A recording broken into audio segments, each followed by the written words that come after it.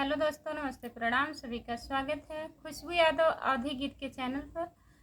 तो एक कजरी गीत सुनाने जा रही हूँ। कैसा लगेगा कमेंट में बताइएगा। बहुत प्यारा कजरी गीत है। लास्ट वीडियो तक बने रहिएगा। आप लोग फुल आवाज करके देखिए, फुल वॉच करके सुनिएगा और देखिएगा वीडियो को। गंगा मैया पाँच परग घटी जई तू, बहनी मोर ससुरे बाटीना। गंगा मैया पाँच परग घटी जई तू, बहनी मोर ससुरे बाटीना। अंगना बैठी मोरी माई जी रोवे, अंगना बैठी मोरी माई जी रोवे, माई जी रोवे हो माई जी रोवे। के कर मैं बनायो गुडिनिया, बेटी मोर ससुरे बाटीना। के कर मैं बनायो गुडिनिया, बेटी मोर ससुरे बाटीना। गंगा मैया पाँच परग घटी जई तू, बेटी मोर ससुरे बाटीना। दुआरा बैठी मोरे पापा जी रोवे, दुआरा बैठी मोरे पापा जी रोवे, पापा जी रोवे हो पापा जी रोवे। के कर मैं डालू झूलनवा, बेटी मोर ससुरे बाटीना। के कर मैं डालू झूलनवा, बेटी मोर ससुरे बाटीना।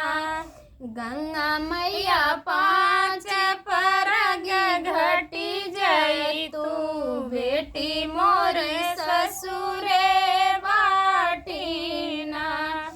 गंगा मैया पाँच परग घटी जा तू, बेटी मोर ससुरे बाटीना। अंगना बैठी मोरी चाची जी रोवे, अंगना बैठी मोरी चाची जी रोवे। के कर मान रंग गुडिनिया, बेटी मोरी ससुरे बाटीना। के कर मैं रंग गुडिनिया, बेटी मोर ससुरे बाटीना। पाँच परग घटी जई तू गंगा मैया, बेटी मोर ससुरे बाटीना। दुआरा बैठी मोरी चाचा जी रोवे, दुआरा बैठी मोरी चाचा जी रोवे। के कर मैं डालू झूलनवा, बेटी मोर ससुरे बाटीना। के कर मैं डालू झूलनवा, बेटी मोर ससुरे बाटीना। गंगा मैया पाँच परग घटी जा तू, बेटी मोर ससुरे बाटीना। राम रसोइया बैठे भाभी जी रोवे, राम रसोइया बैठे भाभी जी रोवे।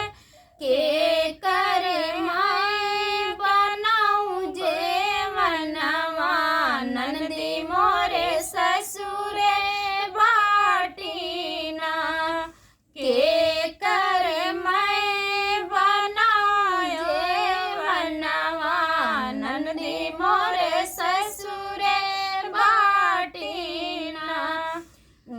गंगा मैया पाँच परग घटी जाई तू बेटी मोरे ससुरे बाटीना दुआरा बैठी मोरे भैया जी रोवे दुआरा बैठी मोरे भैया जी रोवे के कर